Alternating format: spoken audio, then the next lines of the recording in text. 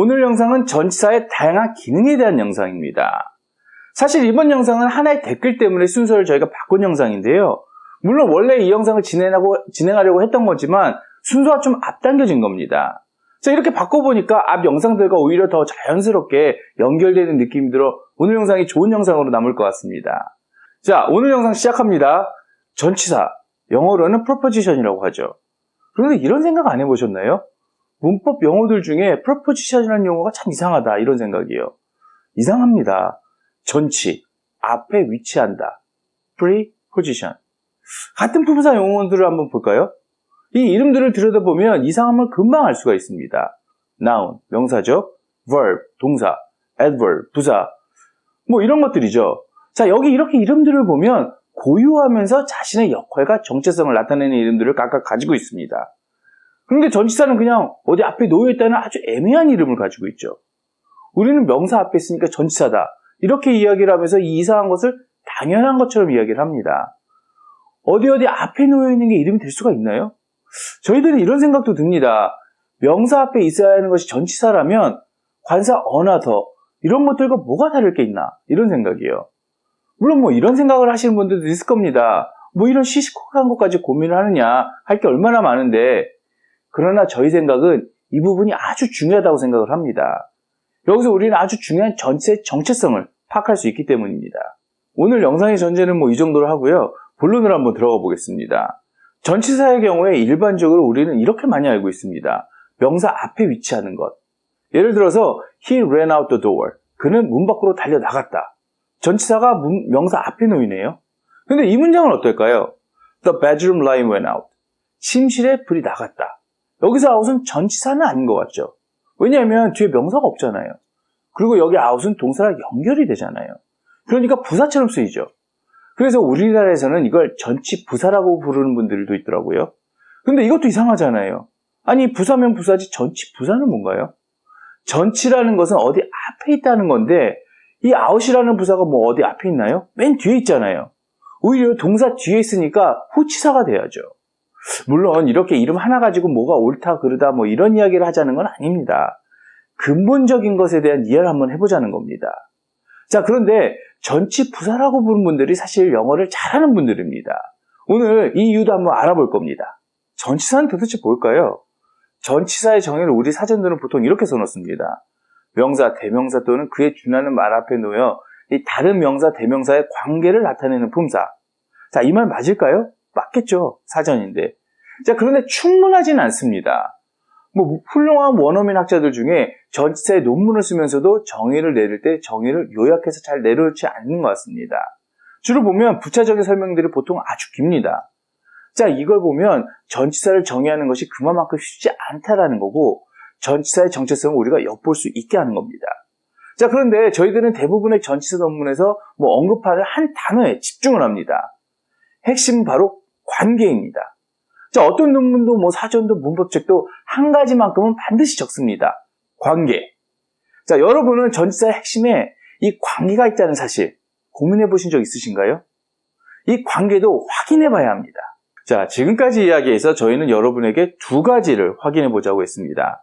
가장 중요한 첫 번째, 관계고, 두 번째는 전치부사라는 것이 왜 가능한가? 뭐 이것에 대한 거였죠. 자, 이것을 확인하기 위해서 전치사가 문장에서 하는 기능과 역할을 이제부터 알아봐야 합니다. 자, 첫 번째 기능입니다. 예문 한번 보시죠. He ran out the door. 전치사를 공부한 우리 모두는 이 문장에서 어색함을 발견할 수 없습니다. out은 명사 앞에 놓인 전치사는 틀림없죠. 그런데 저희는 전치사의 핵심을 하나 더 알죠. 바로 관계입니다. 자, out은 무엇 때문에 존재하나요? 자, 그렇습니다. run이라는 원형과 door라고 하는 원형으로는 자, 영어는 표현의 부족함을 느낍니다. 그래서 반드시 이 둘을 연결해서 관계 설정을 해줘야만 완벽한 문장을 만들어낼 수가 있습니다. 지난 시간에도 말씀을 드렸습니다만 영어는 우리말과 다르게 원형의 언어입니다. 그래서 he ran door 이러면 대충 뭐 그림은 그려지잖아요. 혹시 이 원형에 대한 내용 못 보신 분들 여기 꼭 챙겨보셔야 합니다. 자, 어쨌든 이렇게 he ran door 뭐 이렇게 해도 이미지는 그려지지만 완벽하지는 않습니다. 보완이 필요하죠. 근데 어떤 보완이 필요할까요? ran이 door를 어떻게 나가고 어느 방향으로 나가는지 관계를 설정해줘야 되는 것이 필요한 겁니다. 자, 단순 전치사 out이 바로 그 관계를 보여주는 거죠. 자, 다음 문장입니다. He ran out of the door. 사실 지난 영상과 지지난 영상에서 He ran out the door를 사용했는데 처음 이 문장으로 영상을 찍을 때 저는 별 생각 없이 He ran out of the door 이렇게 해서 다시 영상을 찍었던 기억이 있습니다. 저는 He ran out of the door 이게 He ran out the door보다 입에 더 익었던 거죠. 실제로 두 문장 다 맞는 문장입니다만 He ran out of the door가 더 많이 쓰이고 제가 미국에 있긴 했지만 He ran out the door는 미국식 영어입니다. 자, 어쨌든 두 번째 He ran out of the door 여기서 of를 추가를 했는데 이 of는 out과 door의 관계를 좀 더 명확하게 해주기 위해서 필요합니다. 자, 한번 보세요. 그냥 out만 쓸 경우 이 사람이 원래 문 밖에 있었는데 내가 이 사람을 보는 순간에 좀 더 밖으로 움직였을 수도 있잖아요. 자, 그래서 마치 이 안에서 뛰어나가고 있는 모습처럼 느낄 수도 있지만 of를 쓰게 되면 원래 있던 곳이 문의 안쪽이 되는 거죠. 문 안쪽으로부터 바깥쪽으로 좀 더 명확한 모습을 보여줄 수가 있습니다. 자, 여기서 of의 기능은 뭔가요? 자, 그렇습니다. out과 door의 관계를 좀 더 명확하게 잡아주는 겁니다. 자, 좀 서둘러 보겠습니다. 자, 세 번째 기능입니다. 다음 문장 한번 보시죠. The bedroom light went out. 침실의 전등이 나갔다. 불이 나간 겁니다. 자, 여기서부터는 조금 생각을 해야 합니다. 자, 이 문장에서 out을 한번 빼보죠. 자, 그래도 이해는 되죠. 불이 갔죠. 그런데 went라고만 하면 부족한 느낌을 지울 수가 없습니다. 불이 없어진 건 맞는데 원래 없던 건지 어디로 가버린 느낌만 듭니다. 어쨌든 이것만으로는 좀 부족하죠. 그래서 out을 넣어주는 건데 이 out을 넣어주면 went와 went 이전의 관계가 명확해집니다. 즉 went와 그 이전에 사용하고 있던 이 전등과의 관계가 확실하게 해주는 기능을 하는 거죠. 자, 여기서 앞에서 이야기했던 것은 확실히 한번 해보죠. out은 부사가 틀림없습니다만 원래는 전치사죠. 그리고 학자들 중에 이것을 전치사로 보는 분들도 많이 있습니다. 전치사인데 부사의 기능을 한다라고 표현을 하는 분들도 많다는 이야기입니다. 자, 그러면 이걸 뭐라고 부르면 좋을까요? 전치부사죠. 학자들이 이걸 뭐라고 부르고 이게 어떻게 불리는 게 중요한 게 아니죠. 그건 학자들의 몫이고 우리는 전치사의 본질적인 모습을 이해하는 것에만 신경을 쓰면 됩니다. 자, 네 번째입니다. 예문 한번 보시죠. Their new album is out now. 여기서 out은 뭘까요? 형용사입니다. 새로 나온이라는 뜻이죠. 자, 이것도 마찬가지입니다. 새 앨범과 지금 현재 상황의 관계를 좀 더 명확하게 해주는 역할을 하는 거죠.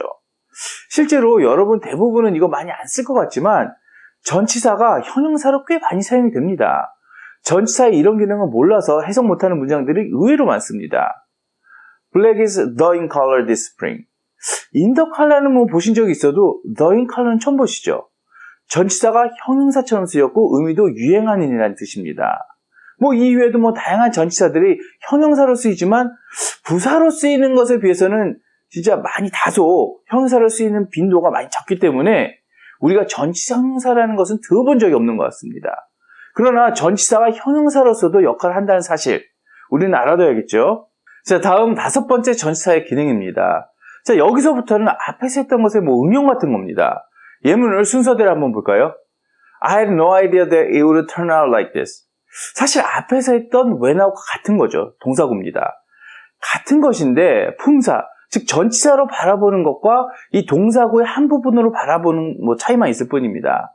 이게 어떤 차이가 있느냐에 대해서는 깊이 들어가야 되기 때문에 나중에 동사구 영상을 만들 때 충분히 설명을 하겠습니다.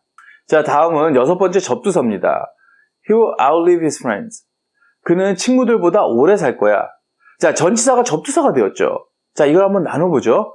전치사 out은 지난 시간에 이런 모습으로 설명을 드렸습니다. 자, 선이 있고 그 선 밖을 나타내는데 live라고 하는 삶이라는 것은 시간의 영역이죠. 시간상으로 그의 친구들 밖에서 산다는 건 더 오래 산다는 것을 의미하게 되는 겁니다. 자, 일곱 번째는 수어입니다. 이디엄이죠. 자, 전치사는 이디엄에서 핵심적인 역할을 합니다. 그런데 앞에서 언급했던 동사와 크게 다를 바가 없잖아요. 그런데 왜 구별을 해놓았을까요? 뭐가 다를까요? 자, 의미의 확장성입니다. 기본 개념 그대로 혹은 큰 의미의 확장성이 없다면 그냥 동사구입니다. 그러나 의미의 확장성이 커지면 원래 기본 개념과는 너무 동떨어진 뜻이 되어버리는 거죠. 이러면 수거가 되는 거고 원어민들도 이걸 따로 이디엄이라고 부르는 겁니다. 전치사지만 전치사 같지 않고 오히려 수거, 이디엄으로 이디엄의 한 부분으로 역할하는 것으로 보이기 때문에 이렇게 기능상 구별해 놓는 겁니다. 수거는 뭐 너무 광범위해서 예문은 생략하겠습니다. 자, 이제 마지막입니다. 전치사가 명사로 사용될 때입니다. 예문입니다. He was desperately looking for an out. 그는 절실하게 출구를 찾고 있었다. 자, 여러분, 발음 영상에서 독립객체라는 원어민들의 관점이 언어화가 되면 원형의 형태로 문자화가 된다는 것을 이야기했습니다. 자, 우리와는 다르죠? 그런데 이렇게 원형화가 되면 좋은 점은 단순하게 언어를 구사할 수가 있습니다. 반면에 단점은 하나의 원형에 너무 많은 의미를 담아야 하기도 합니다. 그리고 이게 사실 장점인지 단점인지 모르겠습니다만 품사의 제약이 없어집니다. 명사가 형용사가 되기도 하고 또 동사가 명사가 되기도 하죠. 자, 전치사도 마찬가지입니다. 전치사에서 시작되었지만 명사도 될 수 있는 겁니다. 물론 이걸 명사로 볼 거냐, 전치사가 명사처럼 사용되었다고 할 거냐, 뭐 이건 학자들마다 다르게 표현하니까 뭐 여기에 너무 매몰될 필요는 없습니다. 문법은 문법일 뿐이고 우리는 실질적으로 뭐 사용하면 되는 거니까요. 자, 여기 8개의 전치사 기능을 적었습니다. 전치사는 이런 기능들을 합니다. 여러분, 추가 영상입니다. 영상을 편집하다 보니까 영상 뒷부분이 중요한데 마지막 정리가 좀 미흡한 부분이 있어서 다시 찍게 되었습니다. 뭐 굳이 이 말씀을 드리는 이유는 지금부터가 더 중요할 수 있기 때문입니다. 자, 앞에서 저희는 전치사의 정체성이 있어서 핵심이 관계라고 했습니다. 뭐 이런 겁니다. 앞에 나온 예문을 뭐 다 할 수는 없고 예를 하나 들어보면 여러분들 보시기에 너인 컬러 같은 경우 인이 형용사로 사용되는 것도 뭐 어렵지만 이게 왜 그냥 형용사가 아니고 많은 학자들이 형용사로서 전치사라고 하느냐? 자, 형용사라면 관계의 중요성이 별로 없죠. 형용사는 그냥 형용하면 되는 겁니다. 유행하는 뜻의 형용사가 있죠. 뭐 popular를 쓰면 되겠죠. 자, 그런데 굳이 전치사 in을 가져와서 왜 여기에다 쓸까요? 훨씬 표현이 풍부해지기 때문입니다. 자, 보시죠. in이라고 하는 것은 기본 개념이 서 안의 전치사라고 저희들이 이 영상에서 말씀을 드렸습니다. 바로 이런 모습을 가진 겁니다. 그러면 어떤 색깔이 있는데 기존에는 이 색깔이 이 안에 없었다가 올해 유행하는 모습이라는 시간적 방향성도 생기고 기존의 상황과는 관계가 더 명확해지는 느낌이 듭니다. 자, 원래는 유행의 색깔이 아니었는데 이번 봄부터 유행이 시작된 느낌을 popular보다는 훨씬 더 줄 수가 있는 겁니다. 자, 원래 전치사에서 가지고 있던 그 느낌을 가져와서 쓸 수가 있기 때문에 전치사인데 형용사처럼 쓰인다 라고 이야기하는 학자들이 있다는 뜻입니다. 자, 원어민의 느낌을 느낀다는 것이 쉽지는 않습니다만 노력해서 안 될 게 없겠죠. 자, 여기서 이제 정리를 좀 해보자면 전치사에 관한 논문들은 정말 많습니다. 우리는 오늘 기능, 펑션으로 전치사의 모습을 확인해봤지만 usage라고 해서 사용법으로 분류하기도 합니다. 사실 사용법이 더 일반적일 수도 있겠네요. 어쨌든 펑션이나 usage나 어떤 길을 택하더라도 목적지는 같겠죠. 또 오늘 저희들은 기능을 8개로만 나눴는데 학자들마다 콜로케이션이라든지 속담 등에 사용되는 전치사까지 기능을 확대하는 경우도 있고 conjunctive proposition이라고 해서 접속 전치사도 전치사의 기능으로 포함시키는 경우도 있습니다만 이렇게 하다 보면 오히려 너무 산만할 수가 있어서 저희들은 8개의 기능으로 정리를 했다는 것도 말씀을 드립니다. 전치사를 어떻게 나누느냐는 사실 핵심은 아닙니다. 전치사가 무엇인지 이 본질적인 것을 이해하는 것이 중요하다는 생각을 해봅니다.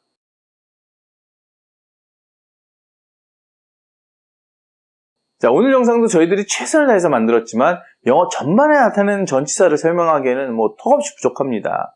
저희들의 부족함은 여러분들이 채워주시기 바랍니다. 이해가 되지 않는 부분은 다시 한번 보시고 그 앞에 영상들도 확인해 보시고 그래도 어려운 부분은 댓글에 질문해 주십시오. 함께 고민해 보겠습니다. 자, 오늘도 끝까지 함께 해주셔서 감사합니다. 좋은 하루 되세요.